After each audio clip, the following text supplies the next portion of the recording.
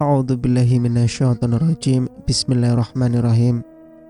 Assalamualaikum warahmatullahi wabarakatuh. Jumpa kembali di channel Sampul Hitam yang tentunya akan berbagi cerita.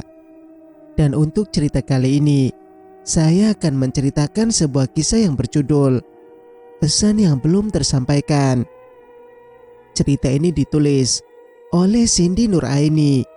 Dan bagi teman-teman yang ingin membacanya secara langsung atau teman-teman penasaran dengan sang penulis, teman-teman bisa langsung kunjungi link yang saya sudah sertakan, ada di deskripsi. Dan tak usah berlama-lama, mari kita ke ceritanya. Selamat mendengarkan. Sabila dan Zain adalah sahabat karib sejak kecil dengan latar belakang keluarga yang berbeda. Suatu ketika di desa tempat mereka tinggal, dihebohkan dengan penemuan mayat gadis dengan banyak sayatan di beberapa bagian tubuhnya. Selang seminggu setelah penemuan mayat itu, Zain hendak menyampaikan sesuatu kepada Sabila yang kerap dipanggil Sasa mengenai sosok gadis yang ditemukan tak bernyawa di kebun jati yang letaknya di ujung desa itu. Namun tragis, belum sempat terungkap, Zain malah ditemukan tenggelam di suatu danau yang letaknya juga tak jauh dari desa mereka. Zain tak terselamatkan. Di samping kematian Zain dan sosok gadis tersebut, Reno, kakak kandung Sasa, mendadak berubah sikap menjadi mudah tersulut emosi bila mendengar suatu hal yang berkaitan dengan Zain. Padahal sebelumnya keduanya menjalin hubungan yang sangat baik. Apa yang sebenarnya terjadi dengan Zain dan Reno? Apa misteri di balik kematian Zain dan gadis yang ditemukan di kebun jati tersebut? Dapatkah Sabila mengungkap pesan yang ingin disampaikan oleh sahabatnya Zain? Aku menatap foto dua sahabat berseragam putih abu dalam bingkai yang kubuat sendiri 1 tahun yang lalu. Nampak senyum bahagia tergurat dari keduanya. Aku mengusap pelan satu wajah dalam potret itu. Dadaku terasa sesak. Air mata seakan ingin berhamburan meluncur dari kedua mataku yang sipit dan sudah mulai sembab. Aku dan Zain, dua sahabat yang terpampang dalam foto di tanganku saat ini. Foto itu diambil ketika kami baru saja menerima surat kelulusan sekolah menengah atas. Kami sudah sangat akrab sejak duduk di bangku sekolah dasar. Selalu satu sekolah hingga SMA. Bahkan kami merencanakan untuk memasuki universitas yang sama. Tetapi kenyataannya, takdir berkata lain. Kami belum sempat menyandang status mahasiswa. Kejadian naas 1 bulan yang lalu merenggut nyawa Zain. Saat baru lulus SMA, Zain memintaku untuk ikut menunda masuk perguruan tinggi selama 1 tahun. Ia ingin bekerja terlebih dahulu untuk mempersiapkan biaya kuliah, karena keluarga Zain terbilang ekonominya pas-pasan. Orang tuanya hanya buruh tani, sedangkan aku terlahir dari keluarga yang berkecukupan, bahkan lebih. Namun semua itu tak menjadi penghalang bagi persahabatan kami. Bahkan keluargaku pun selalu memperlakukan Zain dengan baik. Sampai kapan kau mau menangisi dia? Aku terkejut mendengar teriakan Kak Reno, kakak kandungku. Sontak foto itu terjatuh dari tanganku. Aku mengangkat kepala. Terlihat kakakku tengah berdiri di ambang pintu kamarku dengan tatapan nyalang. Entah sejak kapan dia berada di sana. Laki-laki itu sudah mati, umpatnya lagi, seraya menunjuk foto yang kini tergeletak di lantai. Sudah, jangan cengeng. Kak Reno membanting pintu kamarku. Terdengar langkah kakinya menjauh. Aku tahu, dia pasti sangat marah. Padahal dulu, Kak Reno selalu bersikap lembut, apalagi terhadapku, adik perempuan satu-satunya. Namun kini sikapnya berubah 360 derajat. menjadi penuh emosi setiap mendengar nama Zain atau sekedar melihat fotonya. Setauku, hubungan Kak Reno dan Zain pun baik-baik saja. Bahkan Kak Reno juga sudah menganggap Zain seperti adiknya sendiri. Namun setelah kepergian Zain untuk selamanya dari kehidupan kami, aku seolah kehilangan sosok Kak Reno yang dulu. Entahlah, mungkin kakakku itu tak mau melihatku terlalu larut dalam kesedihan. Pikirku, aku beringsut mengambil foto yang masih tergeletak tepat di depan kakiku. Kupandangi lagi sekilas wajah sahabatku itu. "Anak manis gak boleh nangis," pujuk Zain kala itu, seraya menyodorkan satu es krim coklat vanila favoritku. Lekas kusap ujung mataku yang basah, lantas merebut es krim itu dari tangannya. Aku memang tak pernah bisa menolak bila disodori makanan favoritku itu, meski dalam suasana sedih sekalipun. "Sebenarnya ada yang mau aku bicarakan sama kamu, Sa," ucapnya lagi. "Tentang?" tanyaku heran. Aku menoleh memperhatikan raut wajahnya sambil melumati es krim di tanganku. Zain menghembuskan napas berat. Ia menunduk beberapa saat. "Tentang mayat perempuan yang ditemukan warga seminggu lalu di kebun jati ujung desa ini." Aku tersentak dibuatnya. Kutatap dia yang masih menunduk. Kini matanya terlihat sendu. "Kamu tahu sesuatu?" Penasaran, kulontarkan pertanyaan itu berharap ia cepat menjawab.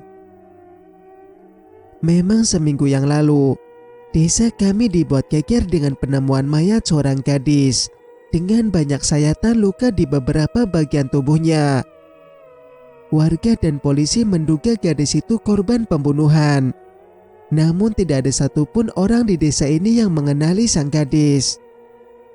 Polisi hanya menemukan kartu identitas di dalam jaket merah yang tergeletak tak jauh dari mayat gadis itu. Kemudian mendatangi alamat yang tertera di sana. Dan setelah itu, kami tidak tahu lagi apa yang terjadi. Mungkin benar alamat tersebut adalah kediaman keluarga si gadis, dan proses pengurusan jenazah langsung dilakukan di sana. "Iya, aku juga tahu namanya. Amarah," tutur Zain setelah lama terdiam.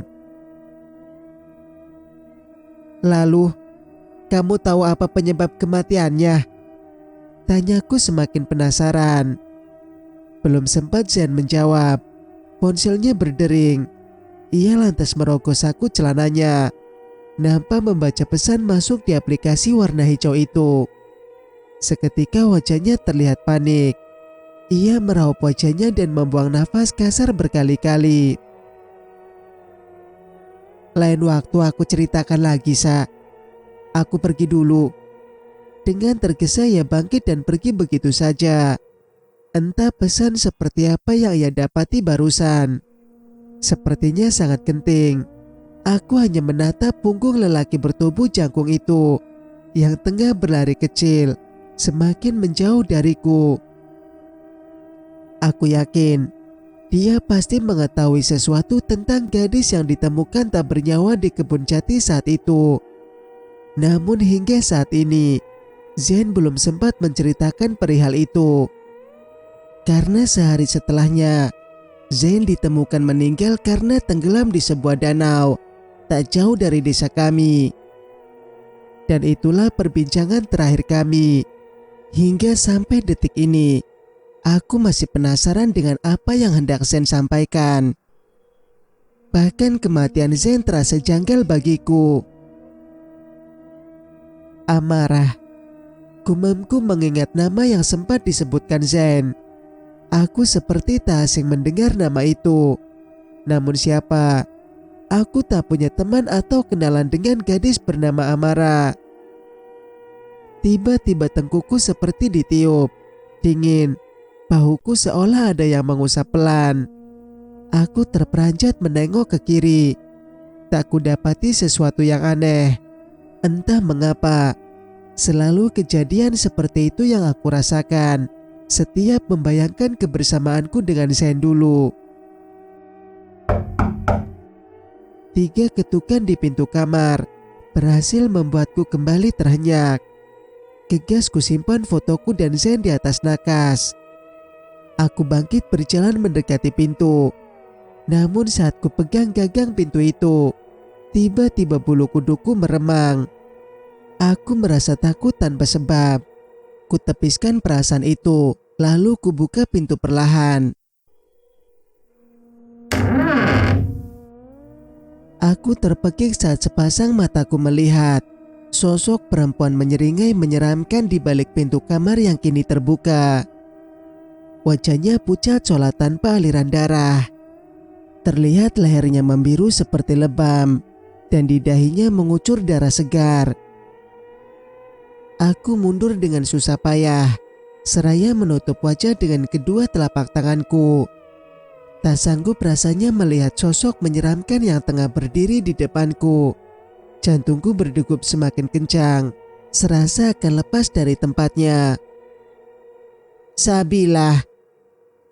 Tek, kenapa sosok di hadapanku ini tahu namaku? Dan sepertinya aku mengenal pemilik suara itu. Sabilah, kamu kenapa? Ku beranikan membuka mata dan menurunkan kedua tangan yang masih menutupi wajahku seraya membaca doa yang ku bisa dalam hati. Mamah, mataku terbelalak melihat kini yang berdiri di depanku adalah Mama. Tapi kenapa tadi? Apa aku hanya berhalusinasi? Kamu kenapa teriak lihat Mama? Mama tampak keheranan. Ia menautkan kedua alisnya, mendekatiku lalu menempelkan punggung tangannya di dahiku. Gak apa-apa Mah. Aku cuma sedikit pusing aja. Timpalku sekenanya dengan terbata. Tak ingin mengatakan apa yang tadi aku lihat. Takut Mama akan cemas, atau mungkin aku yang salah lihat. Tadinya Mama mau minta tolong. Tapi kalau kamu lagi kurang sehat, ya sudah istirahat saja. Mama hendak berbalik badan. Namun dengan cepat ku tarik lengannya. Minta tolong apa Mah? Aku gak apa-apa kok. Ucapku tanpa melepas pegangan di lengan kirinya. Yakin? Tanyanya terlihat masih ragu. Aku mengangguk seraya mengulas senyum tipis demi meyakinkan wanita terbaik yang kumiliki di hadapanku ini. Tolong antarkan baju pesanan Bu Santi ya. Bajunya sudah selesai Mama jahit, tuturnya. Kemudian mengelus lembut pundakku. Sontak ku lepaskan pegangan tanganku dari lengannya. Sejak aku masuk SMP, Mama memang seringkali mengisi waktu luangnya dengan menjahit baju-baju pesanan beberapa teman atau kerabatnya. Sekedar menghilangkan kejenuhan, katanya. Jahitan Mama juga sangat rapi, sehingga banyak orang yang mempercayainya. Sedangkan Papa bekerja di salah satu perusahaan tekstil di kota kami sejak Kareno berusia 1 tahun. Iya Mah, sekalian mau cari angin biar lebih fresh. Suntuk di rumah terus, timpalku. Ya udah, Mama siapin dulu. Kamu tunggu di depan ya. Ia kembali berbalik badan, langsung keluar dari kamarku. Kututup sedikit pintu kamar, kemudian meraih jilbab berwarna navy yang tergantung di samping lemari. Kemudian mengenakannya di depan cermin meja riasku. Jika hendak keluar rumah, aku selalu mengenakan jilbab. Tetapi saat di rumah, jarang kututupi rambut ini dengan balutan jilbab. Paling sesekali saja bila sedang ada tamu. Setelah selesai merapikan diri, kutarik laci meja dan mengambil kunci motor. Lalu bergegas keluar menyiapkan motor yang akan kubawa. Ini Sa bajunya. Hati-hati di jalan ya nak. Mama mengulurkan kantong putih berisi baju pesanan Bu Santi. Aku meraihnya setelah memakai helm. Kusalami punggung tangan mama, lalu memutar motor ke arah jalanan depan rumah. Pergi dulu mah. Assalamualaikum. Pamitku seraya membunyikan starter motor. Waalaikumsalam. Singkat cerita, aku bersenandung kecil, sekedar mengusir rasa jenuh di perjalanan. Kulajukan motor dengan kecepatan sedang. Sesekali terpaan angin menyibakkan ujung jilbabku. Rumah Bu Santi lumayan jauh, melewati ujung desa ini. Aku melirik arloji yang melingkar di pergelangan tangan kiriku. Pukul 16.40. Namun cuacanya masih tampak cerah. Kini aku akan melewati kebun jati yang letaknya di ujung desa. Sepi, tapi tak begitu menyeramkan. Mungkin karena cuaca masih terang. Namun beberapa menit kemudian, sekilas kulihat seorang kakek-kakek yang tengah berjalan membungkuk di sisi jalan kiri, sekitar 10 meter di depanku. Kakek yang memakai baju hitam dan tudung di kepalanya itu tampak sedang menggendong sesuatu di tangannya. Namun entah apa, aku tak bisa melihatnya. Aku menyipitkan mata di balik kaca helm demi untuk memastikan apa yang ada di tangannya itu. Tetapi tiba-tiba angin berhembus sangat kencang, hingga motorku sedikit oleng. Kuhentikan laju motor dan mengangkat sedikit kaca helm. Mataku terasa perih seperti kelilipan. Segera kukucak kedua mata dan setelah dirasa sudah membaik, pandanganku kembali tertuju ke depan. Namun kakek tadi sudah tak ada di sana. Kemana ya kakek tadi? Kok cepet banget? Gumamku bingung. Lekas kunyalakan kembali motor dan melanjutkan perjalanan. Mungkin kakek tadi masuk ke kebun jati ini. Meskipun entah mau apa sore-sore begini, batinku mencoba berpikir positif. Singkat cerita, Assalamualaikum, Bu Santi. Aku mengetuk pintu rumah Bu Santi yang sedikit terbuka. Waalaikumsalam. Tak butuh waktu lama, Bu Santi menyembul dari balik pintu. Aku sedikit menganggukkan kepala, sembari tersenyum pada teman mamaku ini.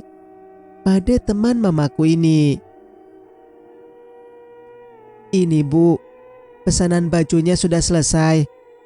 Mama suruh saya antar ke sini. Aku menyerahkan kantong putih yang tadi Mama titipkan. Oh iya, terima kasih banyak ya Sa. Sebentar, Ibu ambil uangnya dulu. Ayo masuk, jawab Bu Santi dengan ramah. Setelah meraih kantong baju itu, ia membukakan pintu lebih lebar hingga menempel pada tembok. Terima kasih Bu, saya tunggu di luar saja. Ya sudah, sebentar ya. Bu Santi masuk ke dalam. Sedangkan aku memilih duduk di kursi rotan yang ada di teras rumah. Kuelap peluh yang menetes di dahi. Kuedarkan pandangan ke sekeliling. Seketika ingatanku kembali pada Zain dan sesuatu yang ingin ia sampaikan saat itu. Ini uangnya Sa. Suara Bu Santi membuyarkan lamunanku. Lekas aku berdiri, menerima uang bayaran atas jasa menjahit ibu. Kalau begitu, saya pamit dulu Bu. Sebentar lagi maghrib Sa. Sebaiknya kamu pulang habis maghrib aja. Sekalian nanti diantar Dika. Ujar wanita seumuran mamaku itu. Wajahnya terlihat masih ayu dan keibuan. Ia adalah ibu dari teman kerja Kak Reno. Dika namanya. Tidak usah Bu, takut merepotkan Kak Dika. Lagian saya juga mau cepat-cepat pulang. Takut mama khawatir kalau kelamaan. Jawabku beralasan. Padahal aku juga bisa menghubungi mama lewat handphone kalau pulang telat. Tapi tak enak hati jika harus merepotkan Kak Dika.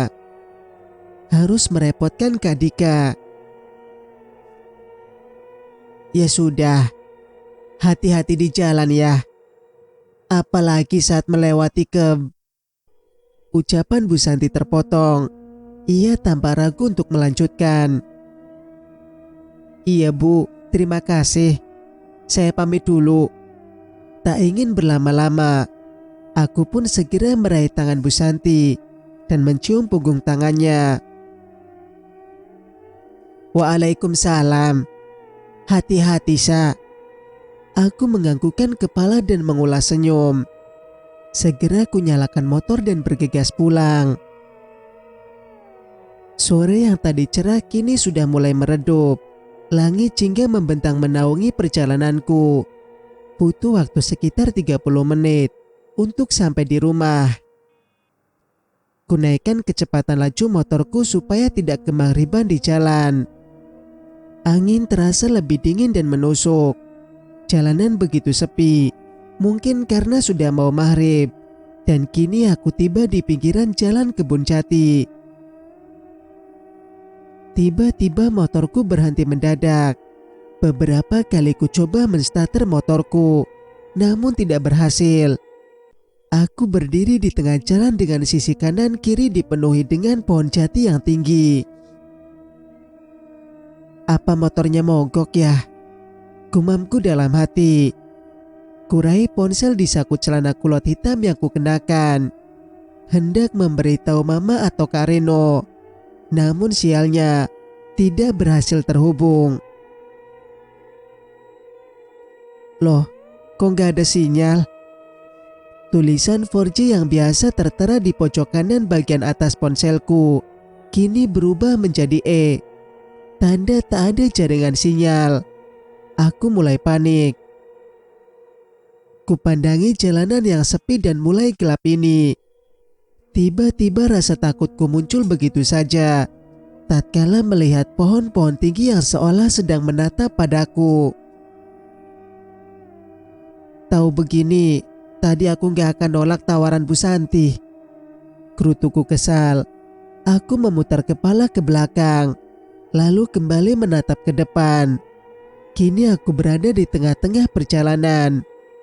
Untuk kembali ke rumah Bu Santi atau melanjutkan pulang ke rumah. Jaraknya sama-sama jauh. Srek, srek. Saat sedang berpikir keras, tiba-tiba aku mendengar seperti ada suara di balik semak belukar yang sudah meninggi. Aku terdiam seketika, berharap ada seseorang yang akan datang membantuku. Srek, srek. Suara itu tiba-tiba berubah seperti suara gauman. Apa itu binatang buas? Tidak. Apa di sini ada binatang buas? Perasaanku sontak menjadi takut tak karuan. Mataku terus mengawasi pada sumber suara yang berada di sisi kananku. Tak ada apa-apa. Aku menghela nafas mencoba menstabilkan perasaanku. Seketika aku merasa ada yang meniup tengkuku. Kualihkan pandangan ke arah kiri. Keringat dingin mulai membanjiri tubuhku. Aku membekap mulut melihat apa yang kini tertangkap di indera penglihatanku.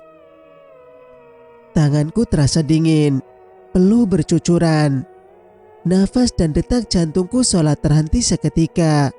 Kakiku terasa berat. Dan dia. Cerita pun bersambung. Jika kalian suka dengan ceritanya, jangan lupa untuk like. Dan bagi yang belum bergabung, silakan untuk subscribe channel ini agar bisa mendengarkan cerita-cerita berikutnya. Wassalamualaikum warahmatullahi wabarakatuh.